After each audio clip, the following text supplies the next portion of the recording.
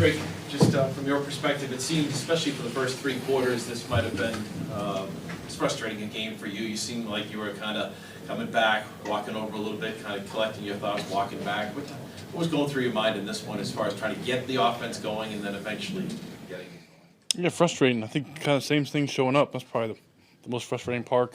I think hurting ourselves, getting in long distances, and first and second down, and then not capitalizing when we get down in the red zone and the goal line, and kind of make it a one-score game. So those things just keep showing up over and over, and we were addressing them. And the guys, I feel like we're focusing in during the week and practice, and we're practicing well. I feel like, and it's just not translating to the game. So we got to do something extra or do something different. And I think it's just frustrating because we're in these games, and I think we can win these games, but just kind of the ball's not rolling our way. In the first half, 10 of 10, I think it was, but a lot of shorter passes. How much was that part of the game plan to get the ball? Yeah, we wanted to get the ball out, get the guys in our hands, and make them tackle us. I think that was our big game plan, and I think it was also tough for AVP because we really didn't get in a rhythm. I think it's easier when you get in a rhythm to call some deeper stuff and kind of get that going, but we never even got a rhythm. And come out of the second half, we got down to the goal line and couldn't punch it in, and then basically in that we're kind of comeback mode, and that's when we could open it up. And they're playing simple coverages and just kind of keep it in front, so it's a little easier to pick them apart. But really in the beginning of the game, I think just got to get in the flow and find ways to move the ball and get points that first drive. God, I feel like it's 2 or 3 games where we get down there and we don't get points in the first drive, even though we're moving the ball, so it's tough. You had 2 big ones at the end, one to KB down the sideline, you had Hooper up the seam. How important is that moving forward the next 3 weeks? You got some good teams coming up here, so they don't just squat on you. But yeah, it seemed like you had 8 guys in the box early. Exactly. And I think that's one of the best things I do is see the ball, see it downfield and throwing it kind of intermediate. And I think we're doing that more and more. But like I said, we got to get in the flow of the game and kind of let those things open up. But we've got good players that are making plays, and another intermediate pass to Booty's is unfortunate. I try to kind of lean him away from the safety, and just stuff like that happens. So, like I said, it really didn't go our way, but I think we got some promising stuff to build on. I think we were efficient in the passing game. We had some big time runs, and I think people can see it. Just got to stop having the same repeat errors. What do you think did change for you guys in the fourth quarter there when you were able to knock the 2 scoring drives? Just going tempo. I think they can't get in their stuff, and they're playing simple stuff because they have to get the call in fast. And I think we practice that all the time in practice. I think that's creature of habit of going and moving the ball, whether it's 2 minutes at the end of practice or even just on the ball period we call it. So I think it's easy for me because I know the plays we're going to run. I know them throughout the week, and I feel good.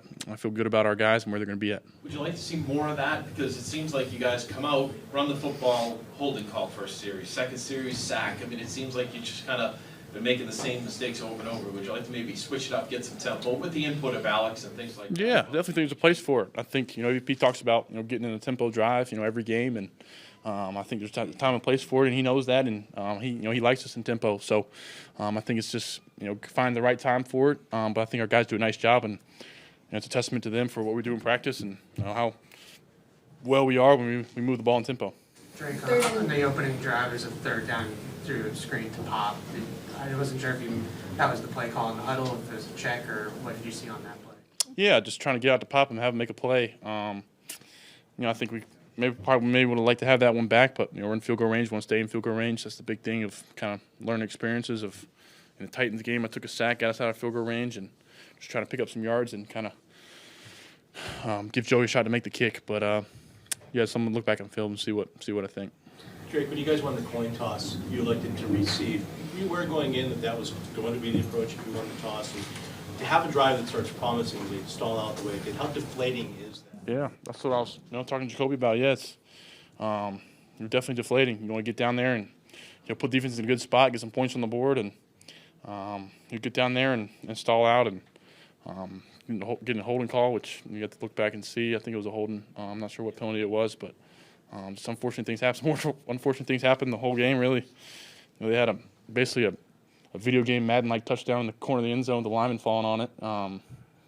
They had the interception that the questionable call, but with the refs called it, so we got to live with it on the interception that we had. But at the end of the day, I don't think really any of that matters. I think we just got to execute on ourselves, execute better, and little things like that, and not let those things kind of just decide the game. Drake, On you're third- an on third and upbeat, one- on optimistic third and one guy. on the fourth. Go ahead, Nicole. No, We'll take Sorry. two final questions, two final questions. Nicole, go. On the third and one, the fourth and one, you guys have gotten stopped there a couple times this season. Would you feel comfortable sneaking it, and is that something that you might voice to Alex? Yeah, that's a good point. It was a good quarterback sneaker in college. A big dude. I'm heavier than people think. So I think there's necessarily maybe a conversation for that, and I think it's tough, to stop, 6'5" dude, for 1 yard. So, but also at the same time, Andre's pretty dang good at getting 1 yard as well. So it's unfortunate that it happened, but definitely there's a time and place for it. You're an upbeat, optimistic guy, each and every week. But how much does the losing, how much does it wear on you? Yeah, it wears on you for sure. I think it's just frustrating. It's, a long flight back, and really can't do nothing else but just think about the game. Watch the game on your iPad, and think about ways I could maybe throughout the week I could talk to a guy that can make a difference in the game. Maybe hit the lineman here on one thing, or maybe the receivers here, or the running back Mondre, or these guys. Maybe tell them something extra throughout the week to maybe help shift things or make that play different. But really just think it's collective. It's a collective effort, and those guys are keeping a good attitude. So really just hard on myself on things, and that's really just probably the attitude. So, thanks, guys.